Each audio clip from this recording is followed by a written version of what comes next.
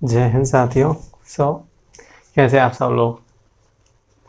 आज अपनी जो वीडियो है वो है मध्य प्रदेश का इतिहास। और मध्य प्रदेश के इतिहास के अंतर्गत आज अपन दो वंशों के बारे में बात करेंगे। छोटे छोटे ही हैं, इतने बड़े नहीं हैं।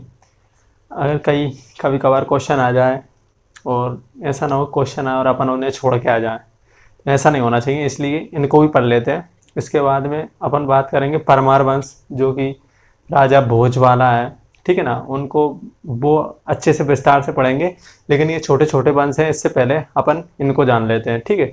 एक है राष्ट्रकूट वंश और दूसरा है गुर्जर प्रतिहार वंश। कौन सा? राष्ट्रकूट वंश और गुर्जर प्रतिहार वंश। इन दोनों वंशों के बारे में आज अपन बात करने वाले हैं, ठीक है, मध्य प्रदेश का इतिहास के अंतर्गत। तो सबसे पहले देखते हैं राष्ट्रकूट वंश। राष्ट्रकूट वंश मुख्यतः महाराष्ट्र में एक्टिव था, ठीक है ना, वहीं के राजा थे ये पहले। लेकिन इनकी एक शाखा ने कहाँ कर लिया? मध्य प्रदेश के बैतूल क्षेत्र पर कब्जा कर लिया था। किस क्षेत्र पे? मध्य प्रदेश के बैतूल क्षेत्र पर इन्होंने अपना राज्य स्थापित कर लिया था, ठीक है। इस वंश का जो राजा था, यानी कि राष्ट्रकूट वंश का जो मध्य प्रदेश में संस्थापक था, वो कौन था? तो दंती दुर्ग था। कौन था? दंती दुर्ग। दंती दुर्ग किस वंश का संस्थापक था? तो मध्य प्रदेश में राष्ट्रकूट वंश का संस्थापक था, ठीक है। मध्य प्रदेश में राष्ट्रकूट शाखा बैतूल अमरावती क्षेत्र में ही बैतूल अमरावती क्षेत्र में शासन किया करती थी। किस क्षेत्र में? तो बैतूल अमरावती। आप बैतूल को मेनली फोकस याद रखेंगे, कौन से क्षेत्र में थी? तो मध्य प्रदेश के दक्षिण में बैतूल क्षेत्र में कौन सा वंश था? तो राष्ट्रकूट वंश था, ठीक है। इसके बाद इस वंश के एक राजा हुए जिनका नाम क्या था? तो इंद्र तृतीय। क्या नाम था? इंद्र तृतीय। राष्ट्रकूट वंश के राजा इंद्र तृतीय का जो इंद्रगढ़ अभिलेख है, कहाँ है? इंद्रगढ़ अभिलेख है, वो मध्य प्रदेश के मंदसौर जिले से प्राप्त हुआ है, ठीक है। आप यहीं से क्वेश्चन बनना स्टार्ट हो जाता है। इंद्रगढ़ अभिलेख मध्य प्रदेश में किस जगह स्थित है? तो इंद्रगढ़ अभिलेख मध्य प्रदेश में मंदसौर जिले से स्थित है। कहाँ पे है? मंदसौर जिले में स्थित है। इंद्रगढ़ अभिलेख का किस वंश से संबंधित है? इंद्रगढ़ अभिलेख किस वंश से संबंधित है? तो इंद्रगढ़ अभिलेख मध्य प्रदेश में राष्ट्रकूट वंश से संबंधित है। किस वंश से संबंधित है? तो राष्ट्रकूट वंश से संबंधित है।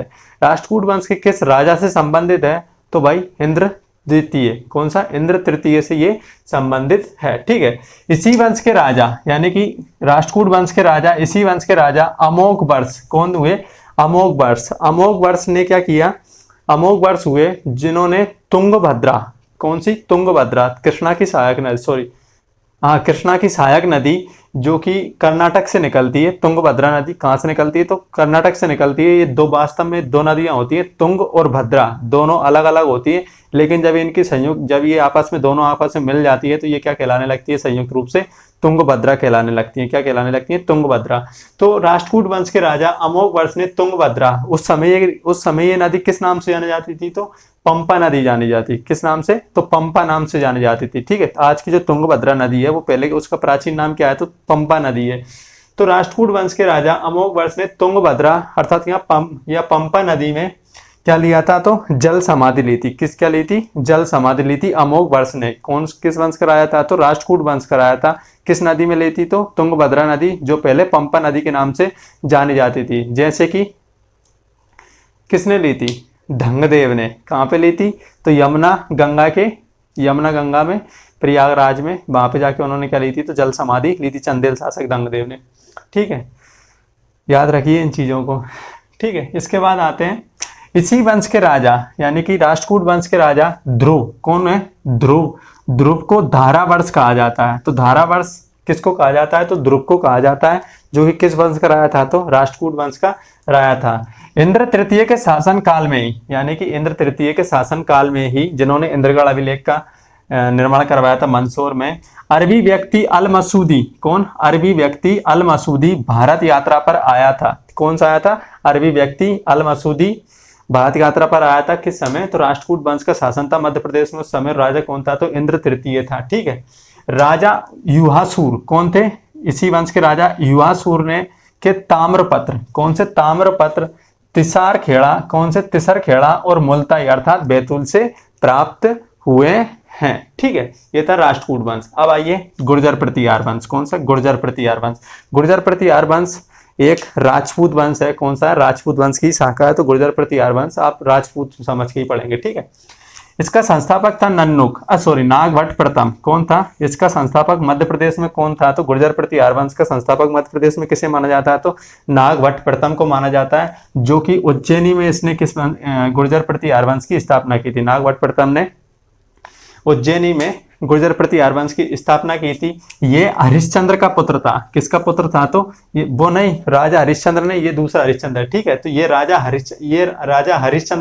हरिश्चंद्र का पुत्र था, जो जोधपुर का राजा था। यानी कि हरिश्चंद्र ने जोधपुर में गुर्जर प्रतिहार वंश की नींव डाली। यानी गुर्जर प्रतिहार वंश की स्थापना किसने की थी? तो हरिश्चंद्र ने की थी। और इसी का पुत्र कौन था? तो नागभट्ट प्रथम था, जो कि मध्य प्रदेश में इसी वंश की स्थापना करता है। यानी कि इन्हीं की शाखा कहाँ पे राज करती थी? तो मध्य प्रदेश में भी राज करती थी, लेकिन ये मुख्य रूप से कहाँ के थे? तो राजस्थान के थे। कहाँ के? जोधपुर के, ठीक है।